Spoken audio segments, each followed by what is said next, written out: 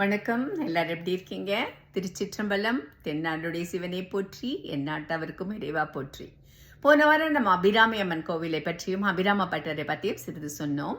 இந்த வாரமும் அப்பர் சுவாமிகளினுடைய தான் நம்ம அப்லோட் பண்ணியிருக்கோம் யூடியூப்பில். பாட்டி டு சேனல், பாட்டி டு கிட்ஸ் அப்படிங்கிற சேனலில் கேட்பவர்கள் தொடர்ந்து கேட்கலாம்.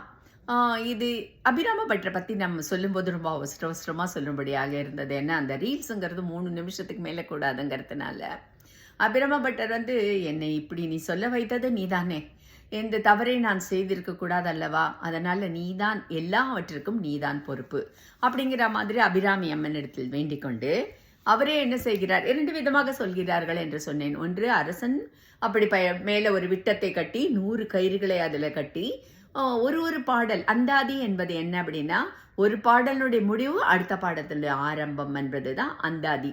அதனால அந்தமும் ஆதியும்னு அர்த்தம். அதுக்கு 100 பாடல்கள் அவர் பாடுகிறார். ஒவ்வொரு பாடல் பாடும்போதும் ஒரு கயிறை அவர் இது பண்ணிக்கொண்டே வருகிறார், கத்தியால அறுத்து கொண்டே வருகிறார். ஆனால் என்ன கீழே நெருப்பு.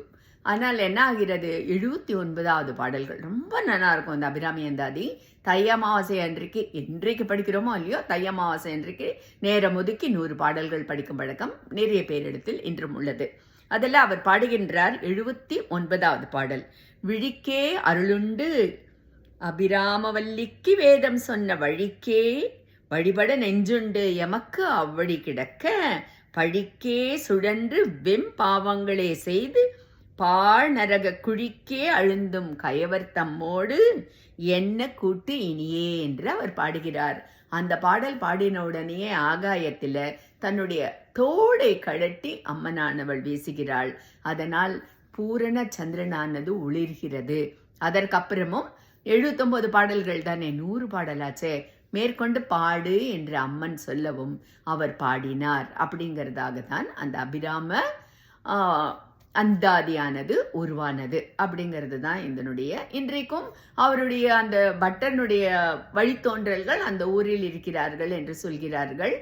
அம்மனானவள் அவர் மீது கொண்ட அந்த பக்தியின் பெருமையை இந்த உலகத்திற்கு உணர்த்துவதற்குத்தான் அப்படியான நாடகங்கள்லாம் நடக்கிறது. அதில் ஒரு பாகமாக தான் சரபோஜி மகாராஜாவும் வந்தார் என்று தான் நாம் கொள்ள வேண்டும்.